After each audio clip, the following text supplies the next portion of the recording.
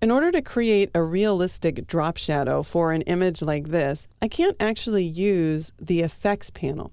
Well, I can use the effects panel to start, but then we're going to need to make a modification. Right now, the vase is sitting on this white background, and I want to cut out the vase from the background. So that we don't have to spend a lot of time doing that, I've actually saved a path within my document. Now, the path was drawn with a pen tool, which is a little bit advanced for the Fundamentals series, but I just wanted to let you know how I drew it. You can convert a path into a selection by choosing Make Selection from the flyout menu. I'll accept the defaults, and then we'll return back to the Layers panel. Now, in order to hide this white background, I'm going to go to the bottom of the Layers panel and add a mask. Photoshop automatically turns the background into a layer, and you can see from the layer mask that we're hiding all of that white in the background. Now, depending on your preferences, you might be seeing a checkerboard behind your vase. If I change this to medium, we'll click OK. This is the checkerboard that designates transparency in Photoshop. But as we make this drop shadow, it's going to be harder to see the results if they're overlaying this transparent checkerboard. So I'm going to return back to my preferences, and I'm going to turn that setting back to none. I just wanted you to make sure that you knew that this was actually transparent and not white. Okay, to add the drop shadow, we'll start with the effects. We'll choose drop shadow, and you can see that I can reposition the drop shadow.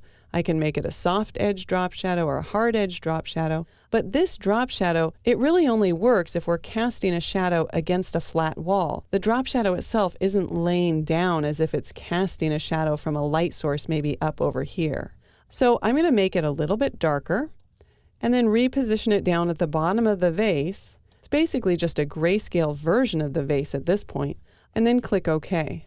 Now I need to separate this effect from the layer. So I'll right mouse click where it says drop shadow and choose Create Layer. Photoshop is going to warn me that some aspects of the effect cannot be reproduced with layers. I'm okay with the drop shadow effect, so I'll click OK, but there is one thing I need to do. I'm noticing that on the right-hand side, I have this little icon. When I double click on that, Photoshop will bring up the Layer Styles dialog again into the Advanced Blending area. I need to turn on what is usually on by default, this Transparency Shapes layer. Now I'll click OK and we'll be all set. I want to transform this, but I want to do it in a non-destructive manner, so I'll right mouse click and convert this to a smart object. Now we can use Free Transform, and I can squish down that shadow.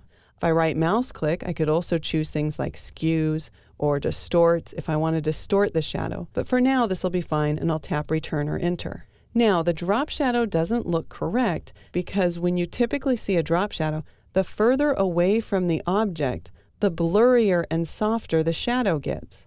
So I'll select Filter and then Blur and Gaussian Blur to give the shadow a blur. I'm going to back off a little bit right there. What I want to show you is that I need the hard edge here, but I need the soft edge blur there. So right now I'm going to pay attention to the amount of blur along the edge of the shadow. I don't think 8 pixels is going to be enough. I really want it to drop off to a very soft edge. So I'll select around 16 and click OK. Now the benefit of using the Gaussian blur as my smart filter is that I get a mask automatically. Where the mask is white, we can see the blur. But if I tap the G key to get my gradient tool, and I select the linear gradient, if I want to show the blur, then my mask should be white. If I want to hide the blur, my mask will be black. So we can see that I'm going to drag from white to black. Because I want the blur to show up at the fringes of this drop shadow, I'll start my gradient here and drag down towards the base. Now you can see I have a sharper edge at the base of my vase, and then it goes slowly into a more blurry shadow. If I want to refine that, or if I don't like the gradient that I drew, we could start a little bit lower and drag down again. Now I think you can really see that the shadow is starting to drop off. The other thing that we might want to do is we might want to lower the opacity of the shadow as it fades back. In order to do that, I would use a layer mask on the drop shadow layer itself. So I'll click on the thumbnail for the drop shadow layer, click on my mask icon. My mask is white, so I can see everything in the layer. I've got my gradient tool. I want to see the shadow at the base of the vase, but I will click and drag up, and we can now see that that shadow disappears. So the mask for the smart filter is controlling where the blur appears but the mask for the drop shadow appears where I can actually see the shadow itself.